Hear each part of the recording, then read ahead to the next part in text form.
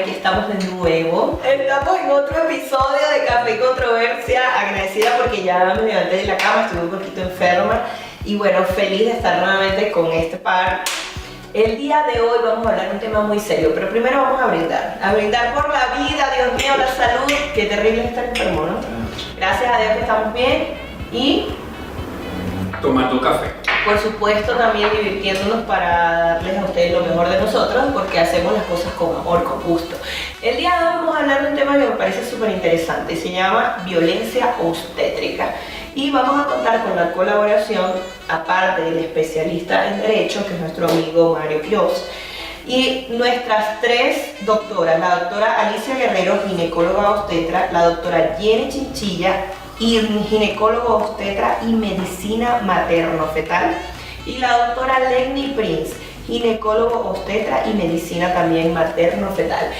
Ellas van a estar dentro del programa, pero ya van a ver cómo van a intervenir. Nos van a dar esa parte, digamos, teórica sobre el tema y bueno, con nuestro amigo Mario también que nos va a dar la parte legal. Y siempre con Clever y mi costilla aquí en este programa.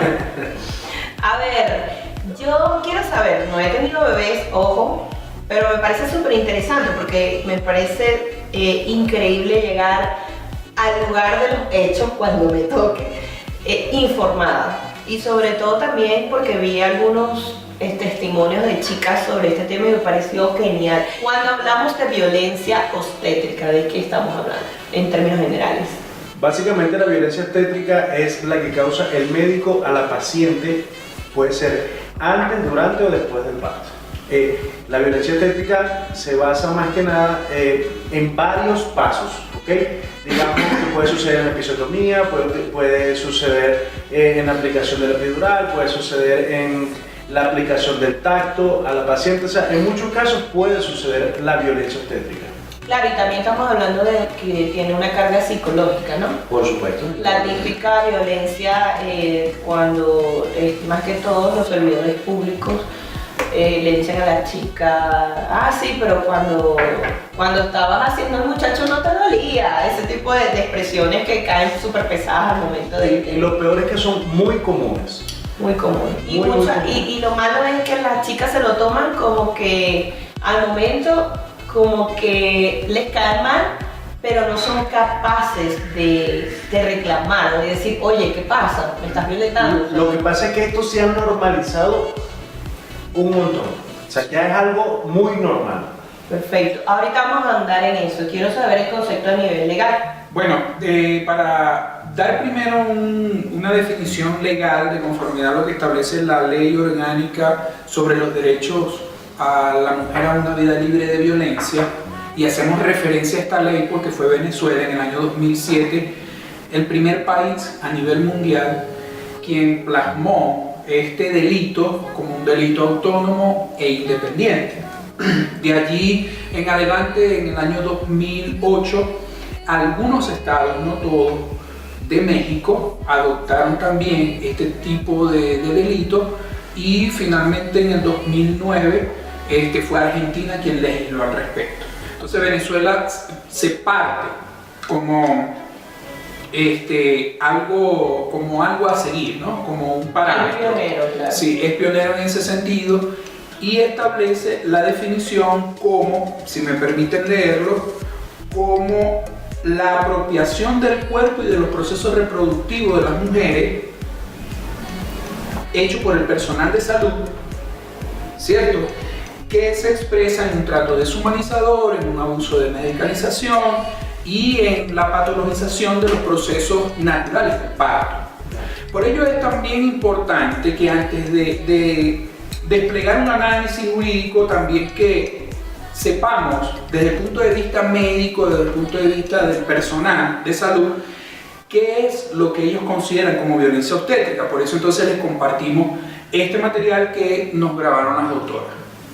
Bueno, yo soy la doctora Lenny Prince, ginecólogo y obstetra, con 18 años de experiencia, a partir de este año instaladas aquí en Quito para atender a nuestras pacientes.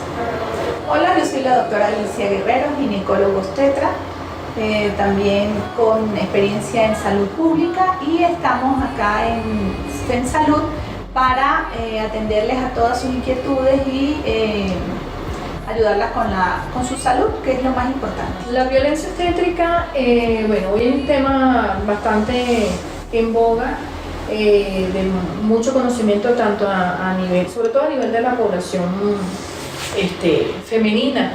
Se refiere a aquellos procedimientos que quizás atenten contra las costumbres del paciente, contra lo que ella, la expectativa que tiene, sobre todo a nivel de, hablando específicamente del parto, la falta de información y de preparación del paciente, donde decidimos realizar algún procedimiento sin dar la debida información de sus beneficios y de sus prejuicios, porque todo un procedimiento tiene unos pros y unos contras, y que el paciente esté de acuerdo y acepte dicho procedimiento.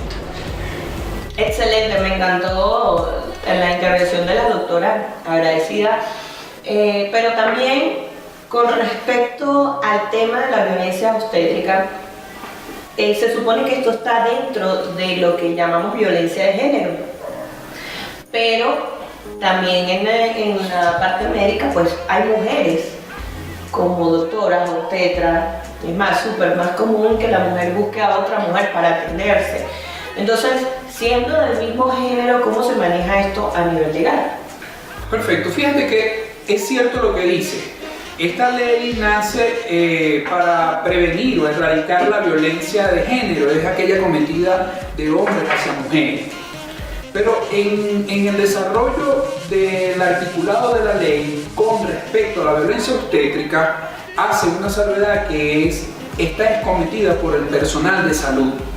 Y la misma ley no determina a cuál género se está refiriendo. Por tanto, al ser personal de salud, y no solo médicos, sino también puede entrar en esta categoría de personal de salud al enfermero, a una persona que se dedica solamente a trasladar a los pacientes en camilla, es decir, es un campo bastante amplio, claro, cuando la ley establece por el personal de salud. Y bien, como decía Clever, esto se puede verificar, el cometimiento de este delito se puede verificar antes del parto, durante el parto y posterior a este. Ya vamos a ver y vamos a analizar cada una de las variantes, cuándo es antes, cuándo es durante y cuándo es posterior al trabajo de parto. Perfecto, pero no hay incluso un choque cuando, porque tú me dices que está establecido todo el personal de salud, pero debe haber una evidencia física. Y cuando la violencia es psicológica, por ejemplo, si la doctora está ejerciendo psicológicamente violencia hacia mí, ¿cómo yo ejerzo esa denuncia si es una violencia psicológica de una mujer a otra mujer? Ya, eso depende del ámbito de aplicación de la ley. Si estamos en Venezuela es un delito autónomo, como ya les he manifestado.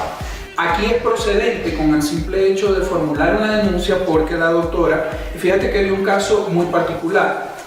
La médico tenía las uñas sumamente largas y entonces esto le ocasionaba molestias al momento de realizar el tacto o de aplicar cualquier maniobra.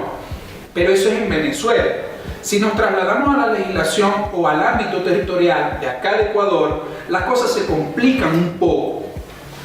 A Dios gracias, toda violencia obstétrica comporta una violencia física que va de la mano con una violencia psicológica, porque las consecuencias en el cuerpo de la presunta víctima, que es de la mujer que recibe la violencia obstétrica, pudiera borrarse con el tiempo o pudiera disminuir esas evidencias físicas dependiendo del tiempo en que se tarde la mujer en ir a denunciar, mientras que la violencia psicológica puede permanecer aún más tiempo.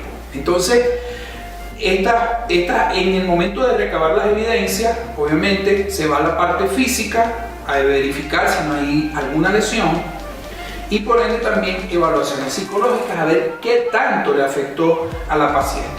Porque este es un tipo de violencia que está muy naturalizada.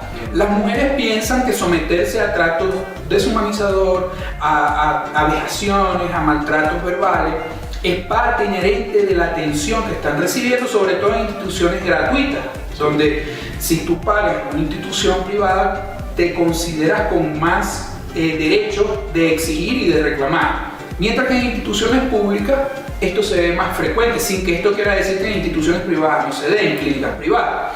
Entonces se ha naturalizado tanto que hay una alta cifra negra en cuanto a las denuncias realizadas por este tipo de violencia.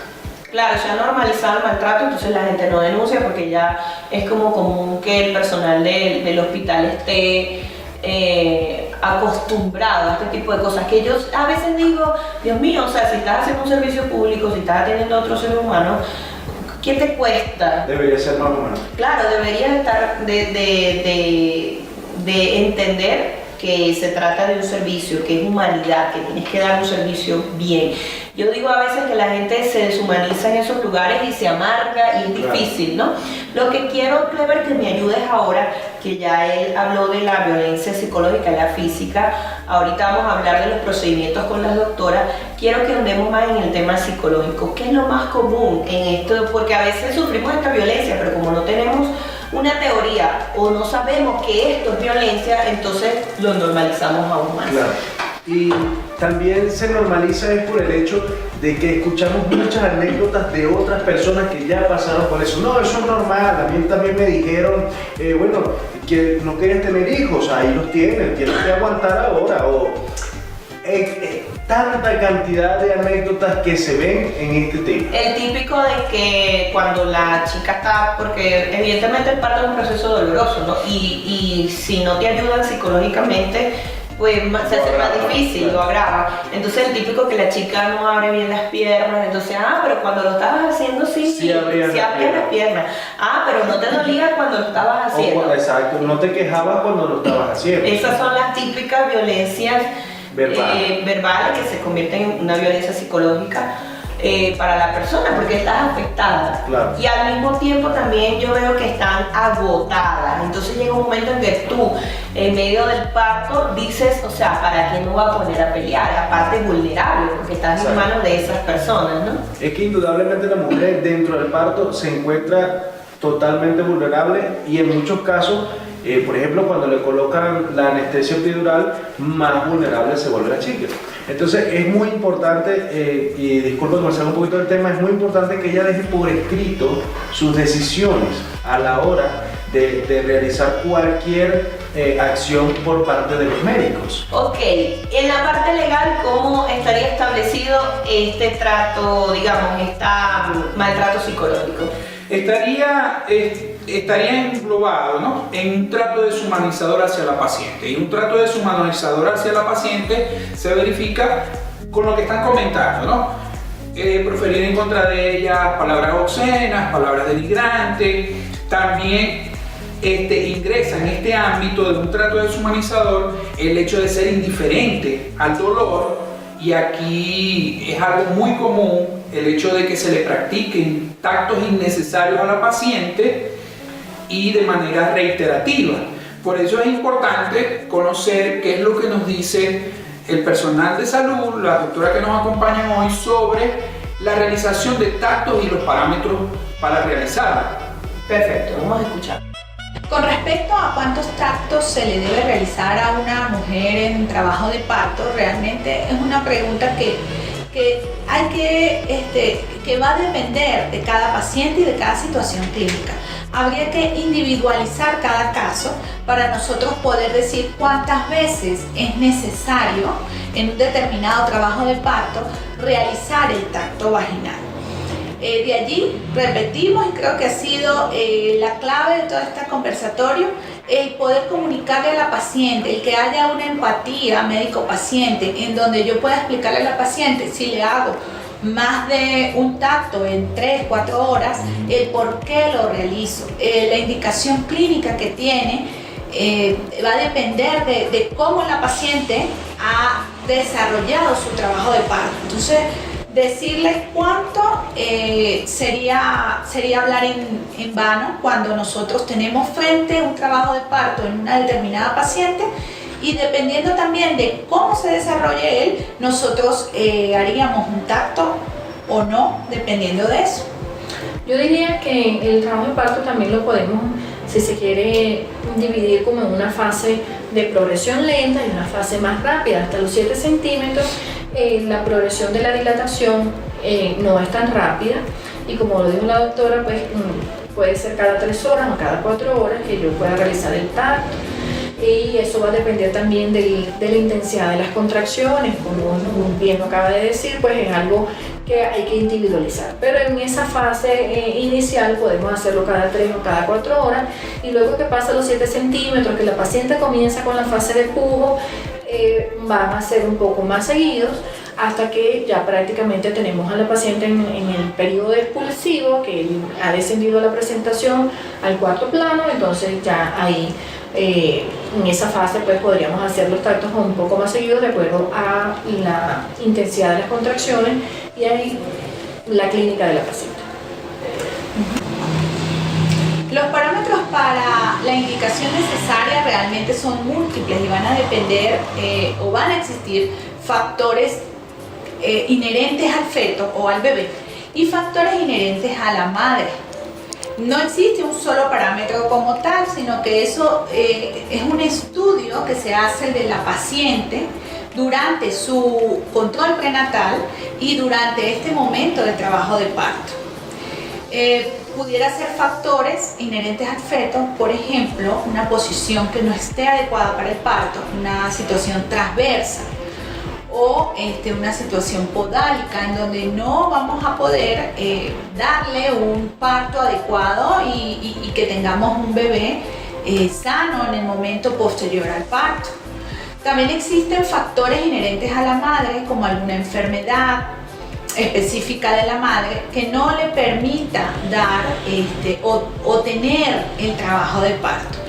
Esto es importante siempre comunicárselo a la paciente, y nosotros acá en FENSalud recalcamos el control prenatal consecutivo con un mismo doctor que le pueda favorecer, que cree con la paciente y su familia una empatía para que puedan llevar mes a mes todo lo que es el maravilloso mundo de lo que es el embarazo y llegar a la dulce espera con las mejores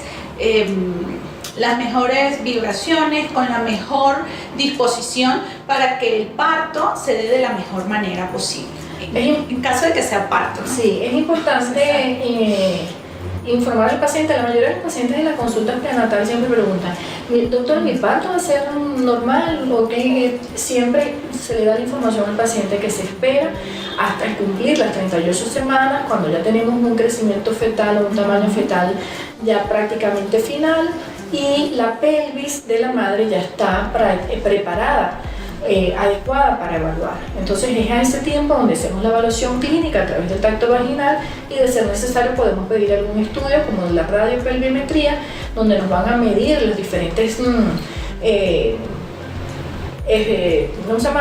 espacios pues, de la pelvis que debe atravesar el feto, y si son acordes con el tamaño del bebé, para decir que es una pelvis suficiente, es una pelvis adecuada para el bebé, y decidir que podemos esperar un parto vaginal. En muchos casos también sucede que la paciente llega y le recibe el recepcionista, el médico, y ella dice que no quiere la anestesia epidural.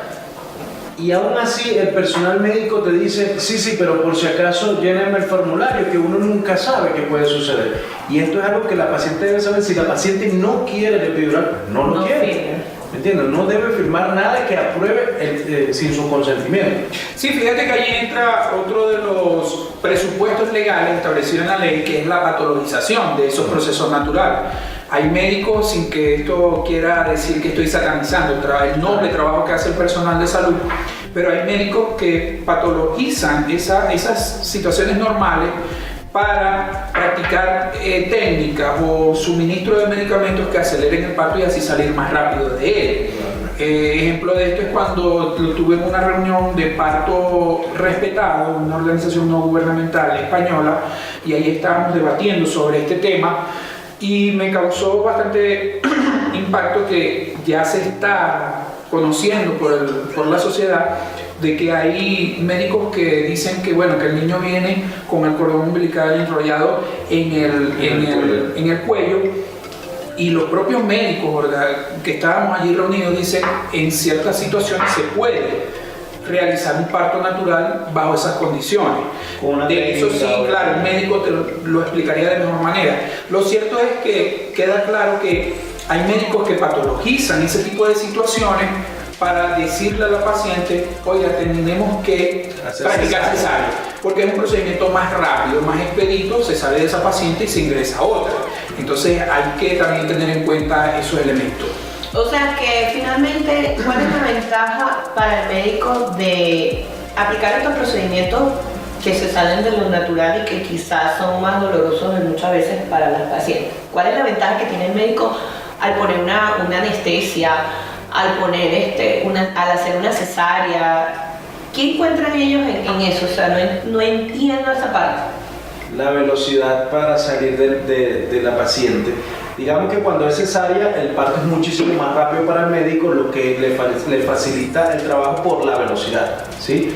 En el caso del epidural, la deja más vulnerable para poder realizar el procedimiento sin tanta restricción por parte de la paciente. Además, que digamos que en muchos casos sí puede ser necesario, porque tal vez el dolor es muy fuerte, más que nada cuando la mujer es por parto, su parto es por primera vez. O sea, hay ciertas digamos, situaciones donde se puede aplicar. Por ejemplo, el caso donde la mamá es de sangre negativa y el bebé es de sangre positiva, un parto natural puede complicarse, entonces una cesárea se hace más necesaria.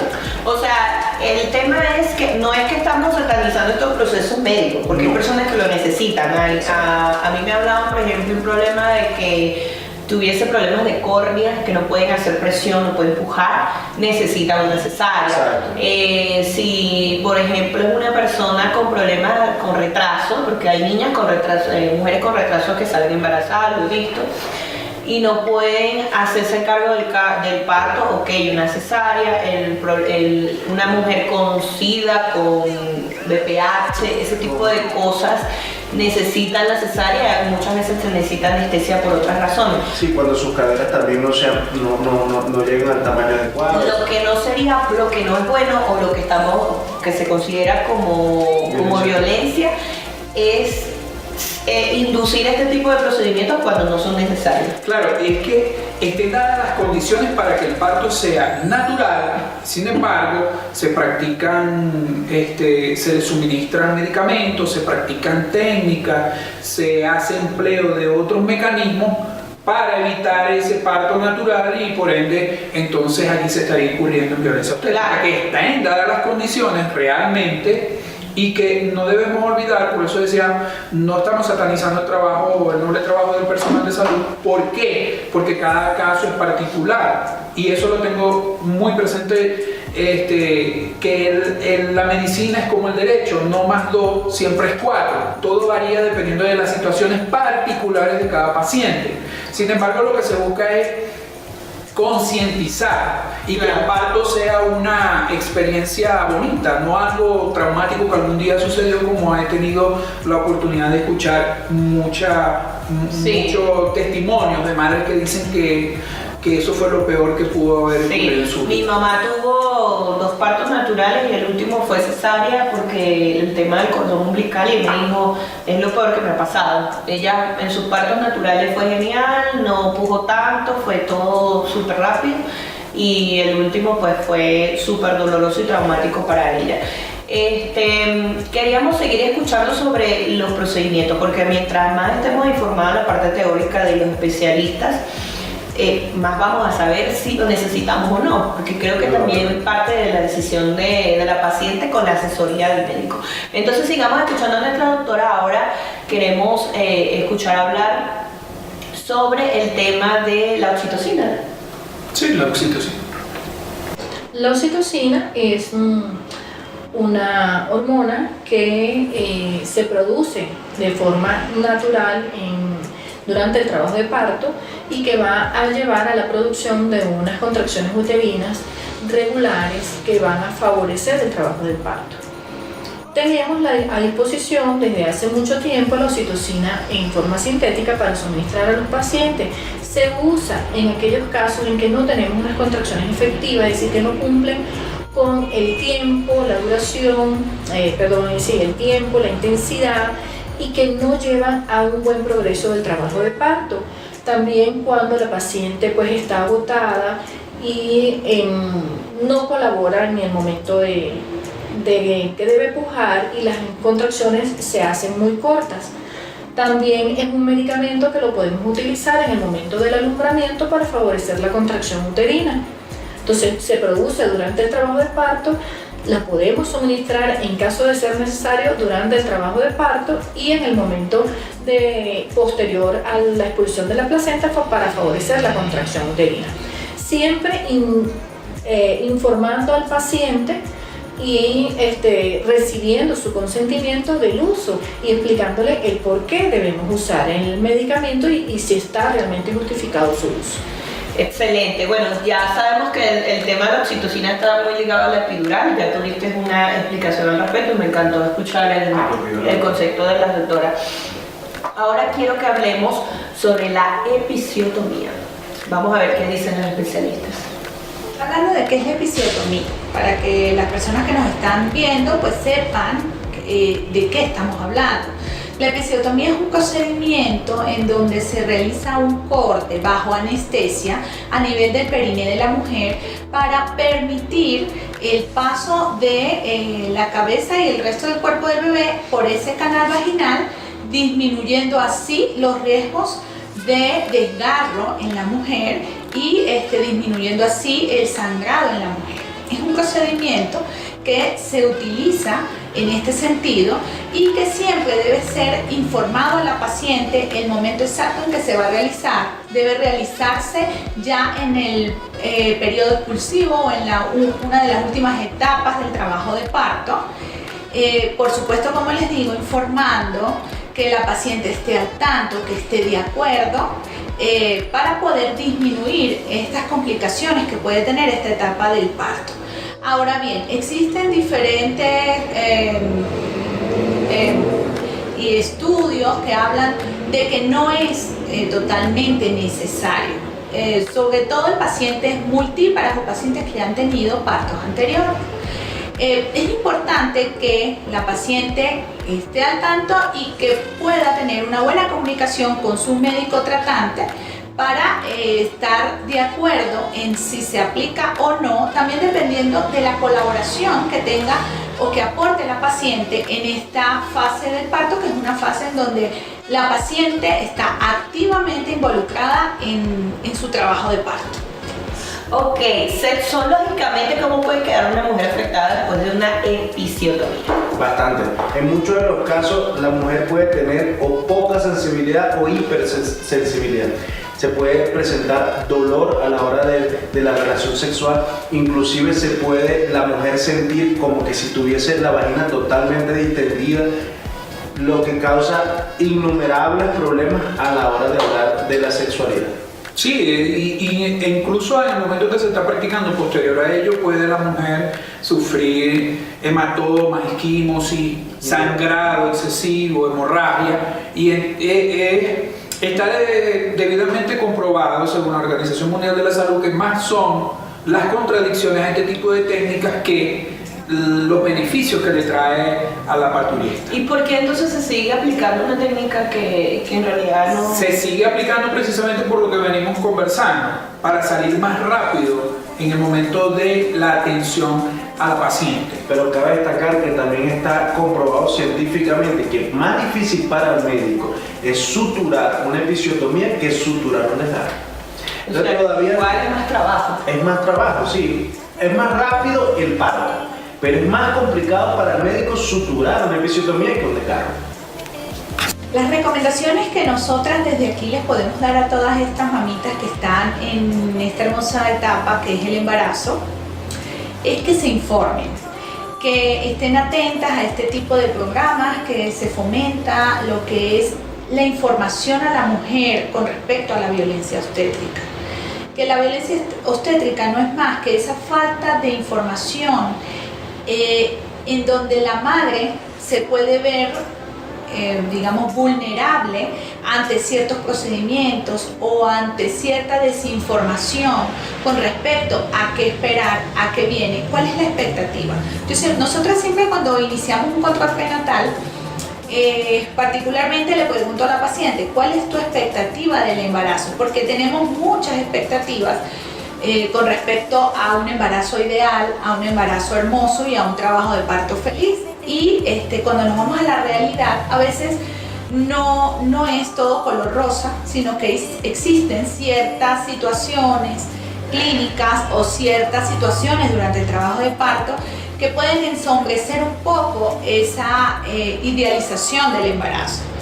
Lo más importante es que ustedes como grupo familiar y como madre futuro tengan esa información a la mano para que puedan manejarla y sobrellevar todo lo que es el embarazo y su fase final, que es el trabajo de parto, en donde obviamente sí van a haber ciertas situaciones como el dolor, como las molestias, pero que sabiéndolas llevar y sabiéndolas canalizar pueden hacer de este trabajo de parto un trabajo de parto feliz. Bueno, hoy en día en la mayoría de las instituciones a nivel público se está trabajando mucho sobre la preparación prenatal, sobre las clases de preparación a las pacientes, incluso es uno de los parámetros que se le pregunta a los pacientes durante su control si ha asistido a las clases prenatales. Esto es importante porque la paciente va conociendo qué va a esperar, qué puede esperar y qué no, cuáles son los signos de alarma que puede esperar durante su embarazo. Va a estar informada, van a surgir inquietudes que pues le van a permitir a ella aclarar. Si se hacen en la parte, vamos a decir, didáctica sobre los ejercicios, sobre la manera cómo relajarse durante el trabajo de parto, cómo aliviar el dolor, incluso cómo participa el núcleo familiar, bien sea la pareja o la madre o alguien que la paciente escoja que esté con ella en el momento del trabajo de parto. Se hace activamente, es decir, las pacientes hacen el simulacro de que están en el trabajo de parto y cómo van a hacer sus ejercicios pues, para relajación y para ayudar a minimizar la intensidad del dolor o la percepción del dolor durante este periodo que es largo y que requiere que la paciente esté bien preparada para ello. Bueno, una paciente ante sentirse víctima de una agresión, de una violencia obstétrica, puede acudir a las autoridades inmediatas en la institución donde fue atendida y también pues a instancias legales, ya sea Defensoría del Pueblo o Fiscalía, para que canalicen en su caso, se haga la investigación respectiva, se haga la investigación en base a los reportes de la historia y a la conversación pues tanto con el médico y el personal que estuvo involucrado en el acto. Bueno, como hemos conversado a lo largo de este pequeño espacio, vemos la importancia de que el paciente tenga una comunicación y una empatía con su médico, de ahí la importancia de tener un control ginecológico prenatal pues, regular con el mismo médico, que el paciente se sienta que sus expectativas están cubiertas, que se le está dando la información. Eso va a crear un lazo de confianza con el médico. Esa es la base principal de tener un embarazo feliz, un trabajo de parto feliz, en donde tenga una paciente que está bien informada, que está confiando en lo que su médico le está diciendo. Hoy en día los pacientes pues, tienen muchas formas de informarse, de buscar otra opinión, pero la base de todo está en un buen control prenatal, en un buen control, en una buena información, en aclarar las dudas. Yo les sugiero a mis pacientes a veces que se traigan una lista, traigan anotado qué desean saber, qué dudas tienen, qué inquietudes han surgido, incluso comentando con su núcleo familiar y tomarnos el tiempo para brindarles toda la información que necesitan. El control prenatal es un momento valioso para garantizar una mamá sana y un bebé sano. En FENSalud pues les invitamos a acudir desde el momento que se conocen que está embarazada a realizar su control prenatal y sus exámenes correspondientes.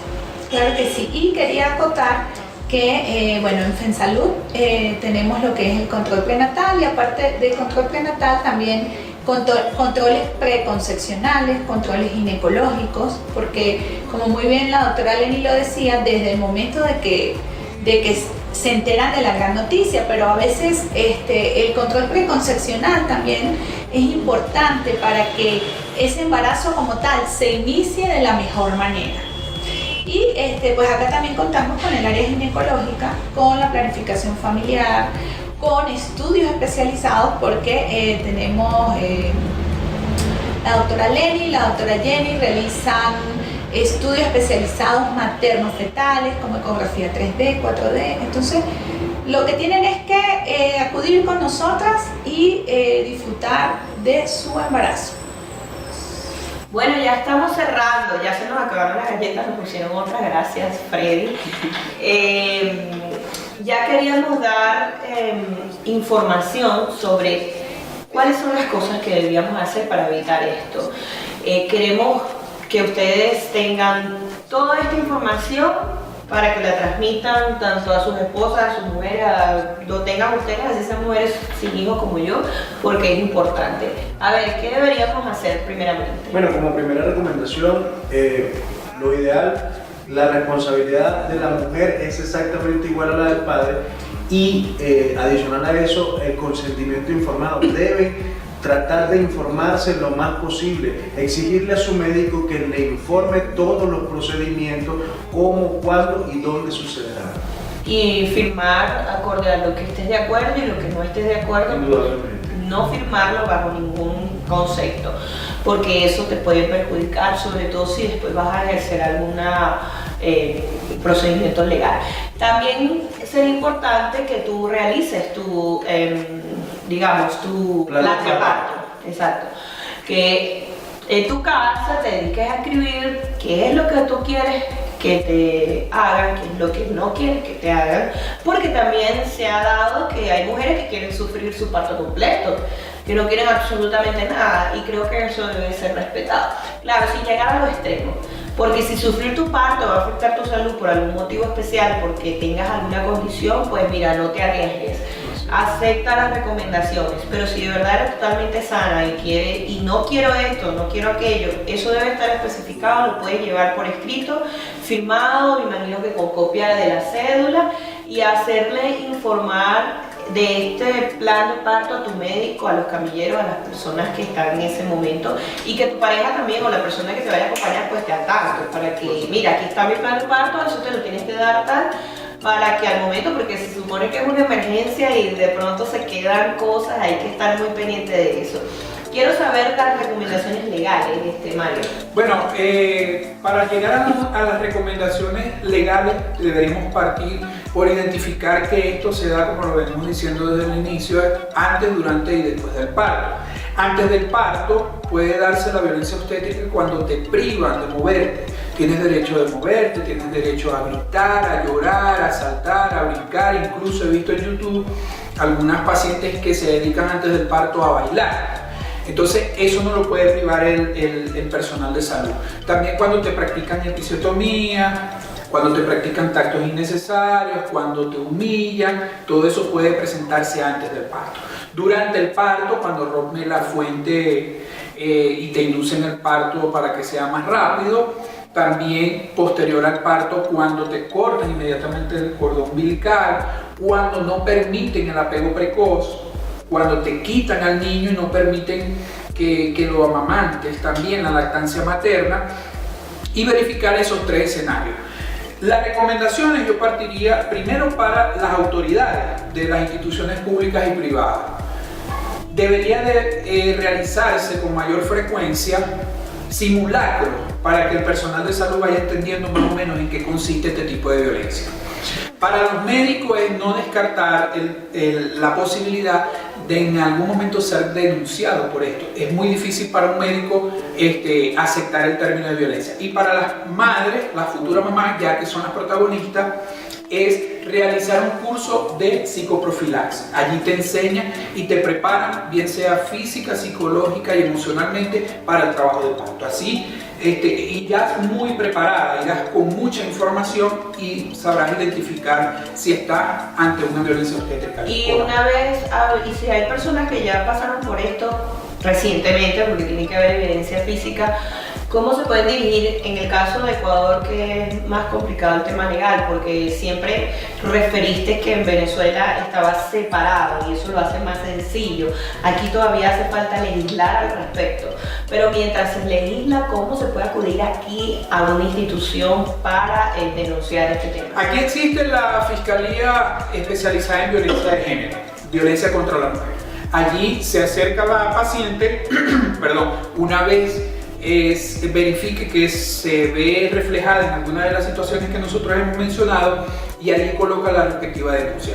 O no hacer denuncias falsas ni maliciosas. En el momento que se hace la denuncia, igualmente se tendrá que aportar evidencia de lo que realmente sucedió. Entonces es algo muy importante no tomar represalias a la ligera en contra del personal de salud, sino denunciar hechos reales. Perfecto. Bueno, yo feliz de haber compartido otra vez nuevamente con ustedes y que nos hayan apoyado el día de hoy nuestras doctoras, que ahí le vamos a dejar los teléfonos, la indicación donde se encuentran ellas. Son excelentes doctoras. Una de ellas es mi ginecóloga y bueno, me encanta, desde que estoy en Ecuador estoy en sus manos, estoy feliz. Le vamos a dejar toda la información para que puedan acceder a sus consultas si están interesadas o interesadas, porque interesadas no. Gracias por haber sido parte de este otro episodio y les recuerdo, pueden dejar sus comentarios, sus preguntas, sugerencias.